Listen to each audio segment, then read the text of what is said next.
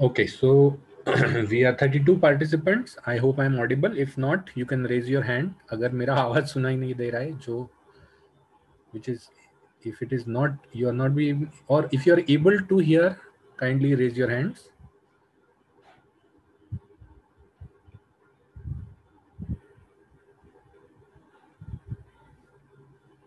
कोई कोई भी आवाज नहीं सुन पा रहा है?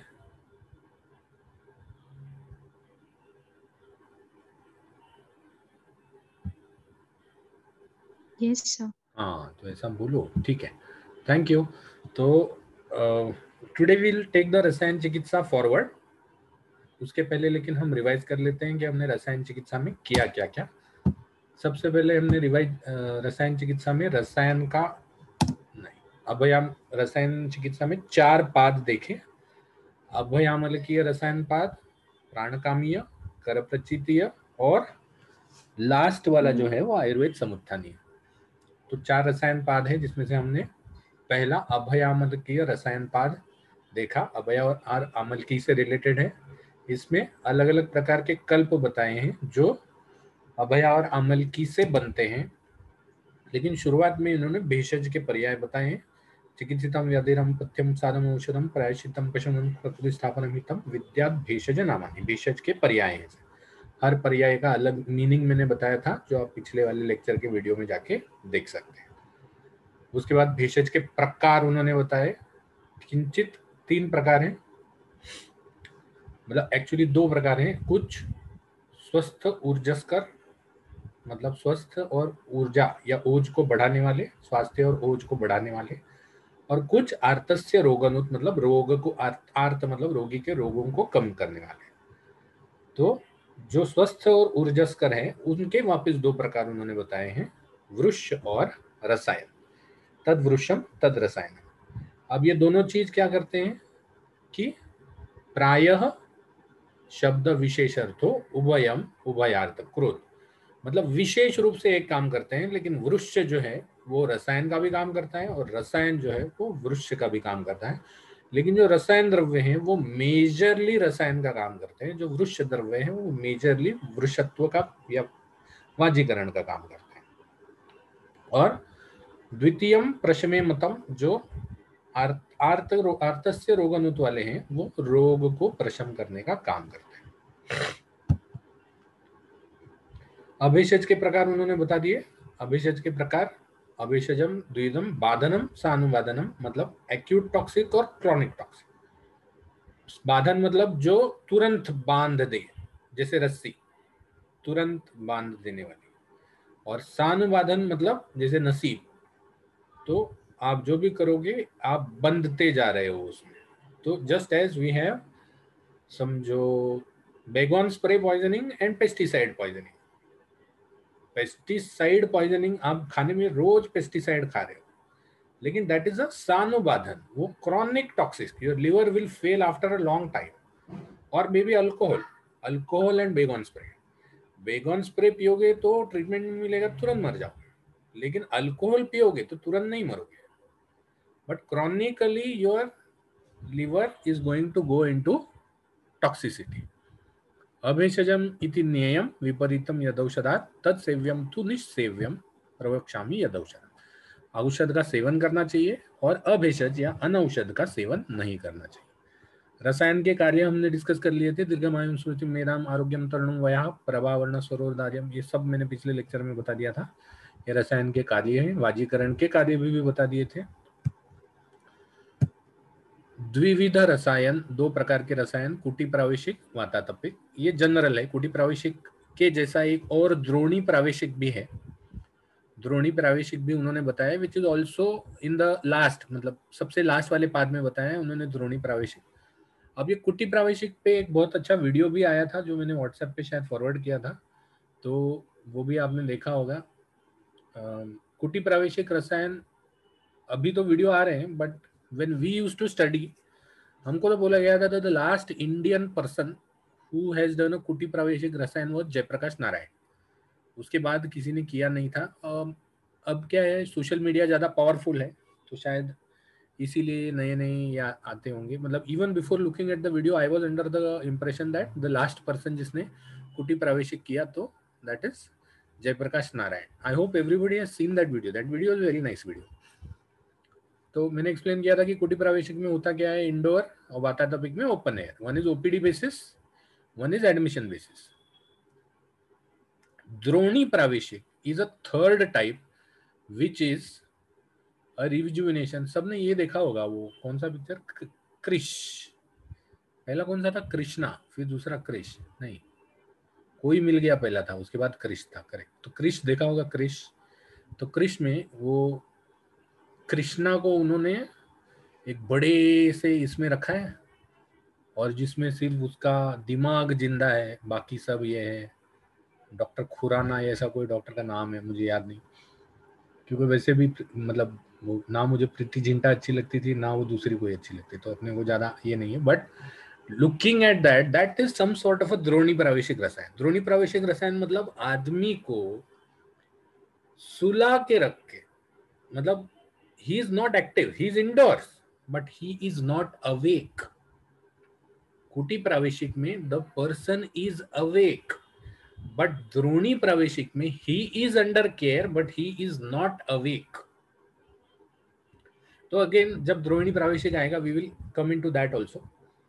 तो ये ऐसा है. तो दो प्रकार के रसायन, कुटी प्रावेशिक, वाताटॉपिक, ध्यान रखिए, इंडोर और ओपन एयर. आज की तारीख में ये दो आप ये कर सकते हो. कुटी प्रावेशिक रसायन जो है वो भले मतलब it is very much publicised to be, see Ayurveda is culture, Ayurveda is culture, and you can either present culture or earn from culture if you present it. मतलब जो बड़े बड़े मंदिर हैं वो अपना दिखावा करने के, कल्चर का दिखावा करते हैं. दिखावा मतलब नॉट इन दैट सेंस कि भाई जैसे कोई पैसे का दिखावा करता है, तो वैसा नहीं. दिखावा मतलब टू प्रेजेंट. तो वो लोग पैसे का दिखावा करते हैं, लेकिन कुछ लोग उस कल्चर को बेचते हैं. जैसे बाहर कोई कुमकुम बेचने वाला है, कोई घंटी बेचने वाला है, तो कल्चर को बेच रहे हैं. तो आयुर्वेद में हर चीज जो है ना वो दो प्रकार की है. या तो आप उसका दिखावा कर सकते हैं लोगों को, मतलब you can show it, present it, और यू कैन सेल इट, आप उसको बेच सकते हो. जितने भी लोग आज की तारीख में फेमस हैं आयुर्वेद में, जितने भी लोग आयुर्वेद में आज की तारीख में फेमस है, अनफॉर्चुनेटली नन ऑफ देम, मतलब not many of them, none of them क्या ना, मतलब अब आप किसको मन में रख रहे हो या मैं किसको पकड़ के चल रहा हूं, but many of them do not have an Ayurvedic degree, but they have very nicely managed to sell Ayurveda. They have very nicely managed to sell Ayurveda because Ayurveda is a culture. जैसे केरला वाले करते हैं. केरला वाले are doing nothing but selling Ayurveda. ठीक है. And they are very good at it. मतलब जो अच्छा है उनमें तो वो अच्छा है, उसमें कोई डाउट ही नहीं है. तो this is how you have to decide whether you have to practice Ayurveda and not go into the market at all. You are satisfied by looking at patients, treating them, whether you want to earn money, whether you want to go on and sell Ayurveda. Ahmedabad में ही कितने, मतलब अब जब से इस college में आया हूँ तो 2-4 बार अहमदाबाद तो गया हूँ. तो अहमदाबाद में भी कितने लोग हैं जिन्होंने अपना अपना खुद का चालू किया है, मतलब they have even started manufacturing at a small scale. तो that is nothing but selling Ayurveda. And Rasayan Chikitsa is one such thing where you can very easily sell Ayurveda. आज का थोड़ा सा ज़्यादा मार्केटिंग वाला लेक्चर हो रहा है. यूजुअली लेक्चर्स मेरे बाबा जी जैसे होते हैं. तो why I started revising is because एक दो ये आए कि सर मेरा ये छूट गया था, मेरा वो छूट गया था, तो मैंने वो सोचा चलो आज एक जनरलाइज रिवाइज कर लेते हैं. बाकी लोगों को तो रिकॉर्ड करके डाल ही दूंगा. दूसरा चीज ये है कि whatever they are doing, अब जब लॉकडाउन में हमारा ये चल रहा था तो हमारे भी कितने बच्चों ने कितना क्या क्या अच्छा बनाया था. मुझे याद है किसी ने आयुष काढ़ा का बनाया था, मुझे नाम याद नहीं क्योंकि मुझे हीरोइंस के नाम याद नहीं रहते, तो स्टूडेंट्स के क्यों रहेंगे ना. तो एनीवे, तो मतलब the quality of what you had prepared was very nice. I appreciated it also. किसी ने पोएम लिखी थी मुझे याद है, तो each one has an art of his own. So it is more important that all ideas which come together, gather together, get discussed, and something is form. किसी का आवाज अच्छा होगा, किसी का बोलने का स्टाइल अच्छा होगा, किसी का श्लोक रिसाइट, हाँ श्लोक रिसाइट वाला भी भेजा था किसी ने, पूरा फर्स्ट अध्याय भेजा था रिसाइट करके, वो अच्छा होगा. किसी के फोटोग्राफी स्किल्स अच्छी होंगी. तो this all should come together and this is a platform, this is your time, this is your platform of promoting yourself, your skills, and promoting not for selling yourself. खुद को बेचने का ये time नहीं है अभी, because you are still not, क्या कहते हैं उसको, आप अभी तक पूरी तरह से पक्के नहीं हो. यू आर कच्चा कैरी. जब आम हो जाएगा तो you can sell your self, 100% you can sell your self. But कच्चे कैरी अवस्था में अगर हम रस निकालने का कोशिश करते हैं तो कैरी नष्ट हो जाती है. तो इसीलिए come together and do something. चलो कुछ नहीं तो what you can do is, मतलब if at all, why I am telling your class, because your class is going to become the arm next year. तो इसीलिए तो 4th year में you anyways have 1 whole year. और what you can do is, मतलब एक मेरे मन में ऐसे आइडिया आया which I thought I should share first with the 3rd year, then with the 2nd year, then with the 1st year, और last with the 4th year. Because 4th year वाले बोलेंगे सर हमारा तो last year है, पढ़ाई बहुत करना पड़ेगा, हमको तो एक ही अटेम्प्ट है वगैरह वगैरह. And because I don't teach 4th year, that is one of the, मतलब रिसर्च छोड़ के मैं कुछ पढ़ाता नहीं, उसमें स्टैटिस्टिक्स पढ़ाता हूँ सिर्फ. तो वो एक रीज़न है कि मैंने उनसे पहले डिस्कस नहीं किया. But blogging is something which is a very nice activity. Blogging, you must have been reading blogs. जितने भी प्रोजेक्ट्स या कुछ किए होंगे सब आपने ब्लॉग से निकाले होंगे. तो यूजुअली इंडियन टेंडेंसी है कॉपी पेस्ट करने का. आपका ये ऐसा नहीं है. अगर मेरे को भी कहीं क्विक इंफॉर्मेशन चाहिए होता है तो I look out for some information which is already researched. एक ही चीज को 2 बार अगर हम रिसर्च करते हैं तो तुम्हारा भी टाइम जाता है, मेरा भी टाइम जाता है. उससे अच्छा अगर तुमने ब्लॉग में डाल के ही रखा है कि भाई ये मेरा रिसर्च है या मैंने रिसर्च किया है, तो मैं वो रिसर्च उठा ही सकता हूँ. साथ में मुझे क्या करना पड़ता है, ज़्यादा से ज़्यादा लिंक देना पड़ता है कि भाई ये डॉक्टर हेब्बर का है, I found this on doctor Hebbar's. Because if I am not doing a proper reference then I am doing a चोरी. किसी और चीज को मेरे नाम के अंडर ले रहा हूँ तो आई एम डूइंग अ चोरी. तो that is little bit you have to. लेकिन blogging is something which we will come to it. आज डिस्कस करो. मैं एक ये भी डालूंगा, तीनों क्लास में डालूंगा. And it will be a totally voluntary exercise. ऐसा कुछ नहीं है कि हर एक को करना ही है, लेकिन जिसको करना है उसका फोटो और नाम दोनों आएगा, कॉलेज की वेबसाइट पे आएगा. So and blog doesn't mean to be बहुत बड़े बड़े, ये नहीं कोई श्लोक लिखना है, ऐसा नहीं है. नॉर्मल पब्लिक को समझने के लैंग्वेज में आपको लिखना है. जैसे मैं पढ़ाता हूँ, नॉर्मल एग्जांपल्स, नॉर्मल पब्लिक ऐसे. सी आयुर्वेद का मेजर प्रॉब्लम क्या है कि Ayurveda has always thought to be something which is related to, अरे बाबा वैदराज. बट दैट उस टाइम पे कैसा था, उस टाइम पे राजाश्रय होता था वैद्य को. I am going completely off the topic, I know that. But because that रसायन चिकित्सा video came, I wanted to speak about this. मेरा भल्ला तक से भी आगे रेडी है, उसका कोई टेंशन नहीं है. मतलब it is not the case that Bhalla तक से आगे रेडी नहीं है इसलिए मैं पीछे ये कर रहा हूँ. आयुर्वेद को राजाश्रय था. राजाश्रय मतलब क्या है कि raja use to see to it that the vaidya gets feeded. वैद्य का जीवन चलना चाहिए. जब ये संहिता ही लिखी थी तो ये जितने भी वैद्य थे इनको राजाश्रय होता था. राजा इनका पेट भरता था. आज हमारा राजा कौन है? आज हमारा राजा है प्राइम मिनिस्टर, हमारा आयुष का सेक्रेटरी. क्या वो हमारा पेट भर रहे हैं? नहीं भर रहे. रादर आयुर्वेद के सेक्रेटरी और prime, they are making rules but directly they are not feeling.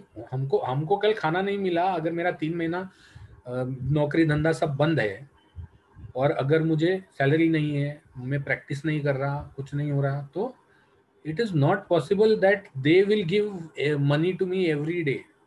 It is not possible. India is a very high population. उस टाइम पे राजाओं को बेचारों को ज्यादा पॉपुलेशन भी नहीं होता था. And all this was when there was no contraceptive. Ayurveda में कॉन्ट्रासेप्शन का ही ज्यादा वर्णन नहीं है. तो कॉन्ट्रासेप्टिव ना होने के बावजूद भी पॉपुलेशन ज्यादा नहीं होता था. आज तो कॉन्ट्रासेप्शन होने के बावजूद भी पॉपुलेशन ज्यादा है. तो ये सब चीजों की वजह से तब राजाश्रय पे वैद्य जीते थे, आज लोकाश्रय पे वैद्य जीते हैं. जो वैद्य जीते हैं लोकाश्रय पे जीते हैं, मतलब लोग हमारे पालन करता है.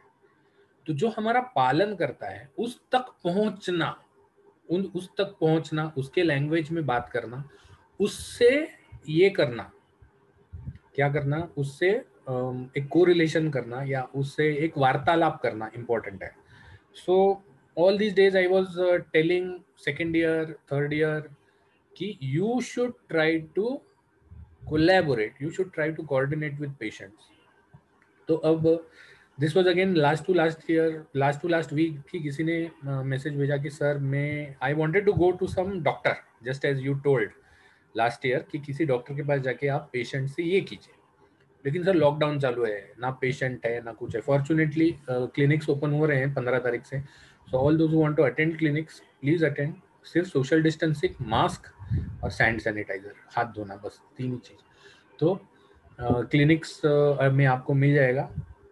दूसरा चीज ये है कि you can even and correlating या connecting with patient doesn't only mean treating the patient, it means talking to the patient.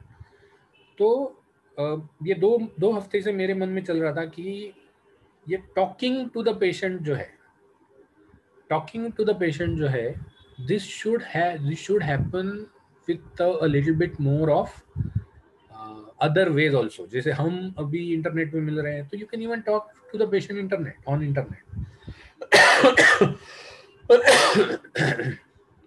एक ऑप्शन ये भी सोच रहा हूं मैं कि अगर व्हाट्सएप कंसल्टिंग चालू कर दिया है अभी हमारे कॉलेज में सबने, तो in that WhatsApp consulting can be done by 2 parties और 3. It is like a conference call. तो 2 या 3 पार्टीज एक साथ ज्वाइन हो सकते हैं. तो why don't I will speak with the principal because this will require the permission of individual doctors. Why don't we have a session in which the patient, the doctor and a student or 2 students who can come and hear how the doctor is talking, क्या कर रहा है, क्या question पूछ रहा है. That is also one thing which we can do. I don't know how much time the lockdown is going to go, but anyway we are in the terminal stages of lockdown, ऐसा पकड़ सकते हैं. So this is one thing which we can do. The second thing which we can do is when you open a blog, when the college opens a blog, you can submit your blogs to the college. There will be an editing team. This editing team will edit it. उसमें कुछ correction करना है तो correction कर सकती है, कुछ गलत सलत है या कुछ यहाँ वहाँ लिखा है तो they will send it back to you. You will change it. And by different topics, with different topics, just as we are the teacher, and this is a voluntary exercise. मतलब जब हम टीचर्स को Moodle compulsory है, आप लोगों को ये compulsory नहीं होगा. But by doing this what you will be doing is you will be doing 3 things. First of all, वो ब्लॉग का जो ये है वो आपके नाम पे चलेगा, which will add to your CV कि इतने आर्टिकल्स मैंने इस ब्लॉग के लिए लिखे.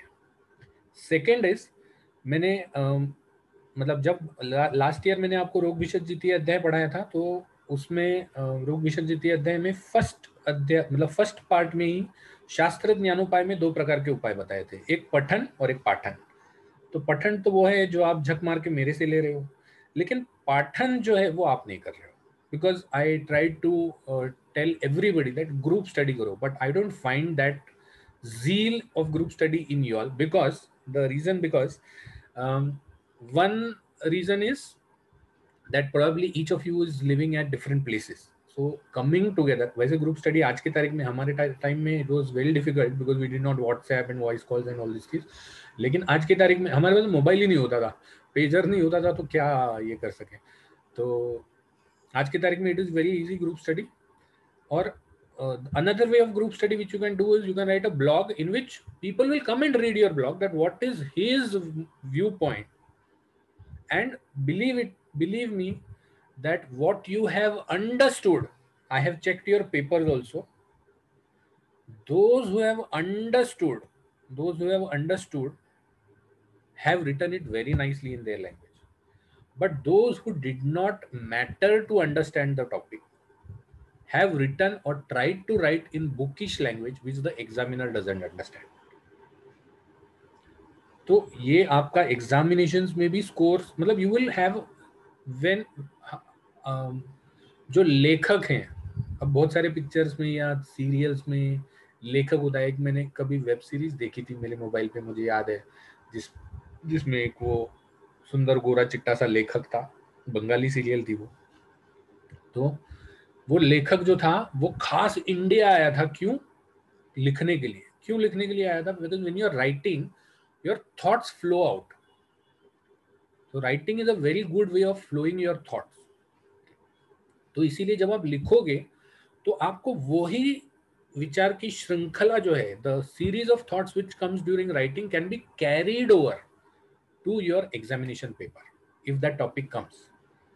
तो let us divide each subject into small topics, और कुछ नहीं, ज्यादा नहीं, एक जैसे ऐसे लिखते थे हम स्कूल में, वैसे लेस देन 1000 वर्ड्स, अगर कुछ इमेजेस होगा तो कुछ इमेजेस, ये करके then you have to put it again. This also I have to discuss it with sir, this is my view point, we have to discuss it with sir, before that I have to take a generalised, मतलब at least 20 to 30% should agree to the in all classes, if all agree I don't mind, इससे आपका English भी सुधर जाएगा, ठीक है, English भी सुधर जाएगा, because all things have to be done in English, ठीक है। Then we will have a column below, जैसे कमेंट का बॉक्स आता है, वैसे पढ़ के किसी को अगर कमेंट कुछ करना है तो वो कमेंट कर सकता है वहां पर, कमेंट करने के बाद you can answer or you can discuss that comment with the teacher.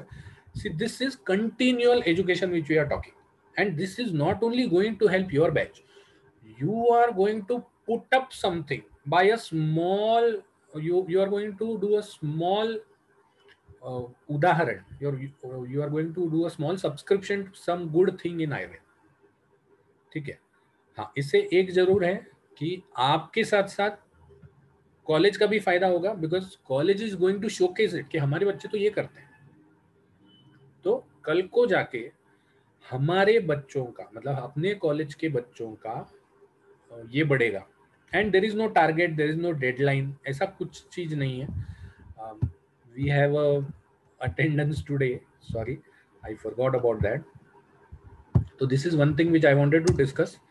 तो we can, and we will have a full students website, the college will spend for putting up a new host, उसका web page जो भी लगेगा सबके लिए college, पैसा college को देना है, तो इसीलिए college will we will discuss, और उसके बाद में वापस आता हूँ, but this is what I wanted to tell you. Anyway, द्विविधम रसायन हो गया, उसके बाद कुट्टी प्रावेशिक हमने कर लिया था, 3 प्रकार की त्रिगर्भा कुट्टी में उन्होंने थोड़ा अच्छा डिजाइन बताया है, अंदर वो आदमी औरत जा रहे हैं वो इसके साथ, but the basic focus is this that ये त्रिगर्भा कुटी के जो 3 गर्भ हैं वो एक दूसरे के सामने नहीं आने चाहिए, उत्तर या पूर्व दिशा में आने चाहिए। उसके बाद कुटी के एट्रीब्यूट्स दे दिए थे मैंने, जो सेम उन्होंने बताए हैं, सफिशिएंट स्पेस, सफिशिएंट लाइट। अब उन्होंने जैसा किया है वो उनका आर्किटेक्चर है, but the basic principle is sufficient space, अंदर जाके वो इधर गड़गड़ गुड़गुड़ होके गिरना नहीं चाहिए, और सफिशिएंट हाइट, उसके हिसाब से हाइट सफिशिएंट चाहिए। हाइट इज ऑल्सो ये, क्योंकि वहां तब पंखे नहीं होते थे, तो height should be such that उसको ज्यादा गर्म भी नहीं लगना चाहिए, ज्यादा ठंडा भी नहीं लगना चाहिए, ठीक है। तो अब जैसे मतलब जहां पर ठंडी ज्यादा रहती है वहां पर घर जो है वो ज्यादा छोटे रहते हैं हाइट में, जहां पर गर्मी ज्यादा रहती है वहां पर घर जो है वो ज्यादा ऊंचे रहते हैं हाइट में, because they want the hot air to rise up and circulate. तो everything is a scientific explanation, मतलब there are things which are of 2 types, एक things which are happening and things which are not happening. Things which are not happening are known as bluff, bluff. Things which are happening are again classified into two types, scientific and occult. Scientific और occult मतलब शास्त्रीय और गूढ़। शास्त्रीय का क्या मतलब है कि जिसके पीछे शास्त्र है जो हमको पता है। गूढ़ क्या क्या मतलब है कि जिसके पीछे शास्त्र है लेकिन हमको पता नहीं। That is scientific and occult. Okay, तो ये सब चीजों के पीछे आइदर देयर इज साइंस और देयर इज लॉजिक, बस we have to understand it. तो दीज आर द कुटी एट्रीब्यूट्स। एक स्लाइड में मैंने इसलिए बना दिए क्योंकि कभी कभी कुटी पे 10 मार्क का 15 मार्क का क्वेश्चन आ जाता है। तो if you look at this slide and you by heart this slide, for each and every point you can write 3 lines. तो this is why I did this. मतलब इस बार, पिछली बार मैंने संहिता पढ़ाया है, इस बार मतलब वेरी अनफॉर्चुनेटली कि पिछली बार के थर्ड ईयर के पेपर्स देख के, मतलब आपके नहीं, पिछले साल के थर्ड ईयर के पेपर्स देख के मुझे ऐसा लगा कि I should focus my teaching towards more towards examination and less towards knowledge, because knowledge is something which will flow in once you know the subject. मतलब knowledge is something which you can, आप भी उसको dig कर सकते हो। If you have the proper tools you can dig the knowledge also, but this presentation is something which you have to be perfect in the exam. तो उसके बाद कुटी प्रवेश कैसा करना है वो बताया है। कुटी प्रवेश के बाद क्या करना है, रसायन का सेवन करना है, यहाँ तक हमने समझ लिया था। फिर यहाँ से रसायन के अभया के गुण चालू हुए थे। अभया के और आंवले के गुण जो हैं वो सेम है। अभया किसको, मतलब हरड़ा किसको नहीं देना चाहिए, सिंपल है, जो रुक्ष प्रकृति वाला है या जिसमें रुक्ष गुण बढ़ा हुआ है उसको नहीं देना चाहिए। सिंपल सा है। वृक्ष कौन कौन सी चीज, कौन कौन से कंडीशन में बढ़ता है उसका नीचे ये दिया हुआ है, अजीर्ण, रुक्षान्न, स्त्री मध्य, विष का सेवन वगैरह। उसके बाद अमलकी के गुण बताएं। अमलकी और हरितकी के सेम गुण है, सिर्फ इतना ही है कि अमलकी शीतवीर्य है इसलिए थोड़ी हरितकी से मृदु है। तो अमलकी आप सबको दे सकते हैं, अमलकी देने में कोई परेशानी नहीं है किसी को, इसीलिए अमलकी श्रेष्ठ है। और अमलकी को मतलब अमल की ज्यादा यूज करने वाले वैद्य को हस्तामलक बोलते हैं। हस्तामलक मतलब जिसके हाथ में ही अमल की है।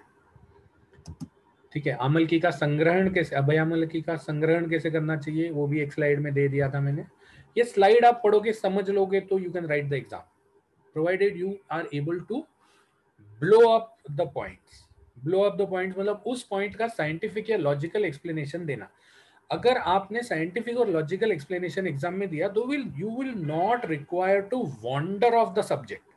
सब्जेक्ट क्या पूछा जाता है और आप आंसर क्या लिख के आते हो, मतलब जो क्वेश्चन है उससे रिलेटेड सिर्फ 2 ही लाइन होती है और बाकी 20 line you are moving around the topic.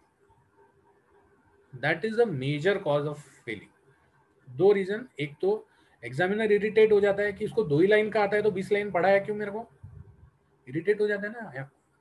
If the question he is written is of only 2 points and other he is 2 lines and other whatever he is written is worthless, जिसका कोई संबंध ही नहीं है question से।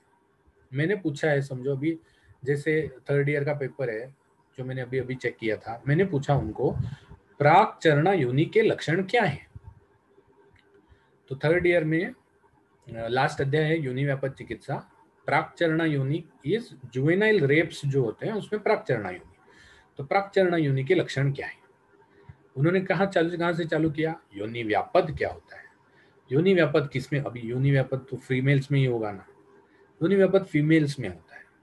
योनि व्यापद में अलग अलग प्रकार के 20 प्रकार हैं। अरे मुझे चाहिए ही नहीं, मुझे तो सिर्फ प्राक चरणा का चाहिए।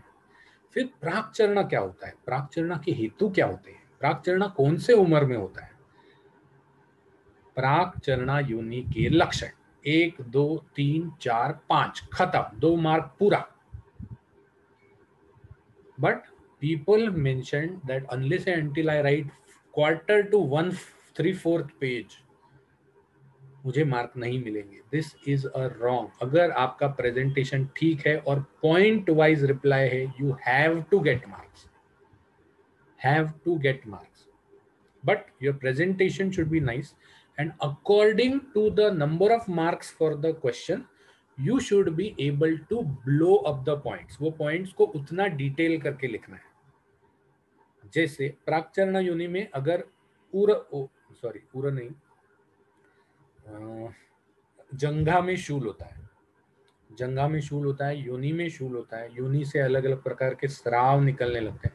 तो ये जो है, ये आपने एक एक पॉइंट में, अगर 2 मार्क के लिए आया तो आपने सिर्फ नाम लिख के छोड़ दिए लक्षण के, 5 मार्क के लिए आया तो लक्षणों को डिस्क्राइब कर दिया कि स्राव जो निकलता है वो व्हाइटिश निकलता है, ब्लीडिंग हो सकता है, ये हो सकता है, बिकॉज इट इज प्राक्चरण, जुवेनाइल रेप, छोटा, उसकी योनि छोटी है, बड़े वाले लिंग ने उसको भेदन किया है। तो यू शुड बी थोड़ा सा लॉजिकल ऑल्सो, कि जो स्राव निकलेगा वो या तो सफेद रंग का निकलेगा, या तो लाल रंग का निकलेगा, पीले रंग का निकलेगा। ठीक है, फिर उसको ये मत करने जाना कि अगर पीले रंग का स्राव निकला तो ये पित्तज प्राक्चरण है, ऐसा कुछ नहीं लिखा हुआ। Don't write a Samhita of your own, but you can definitely थोड़ा सा आप लॉजिकली उसको एक्सप्लेन कर सकते हो।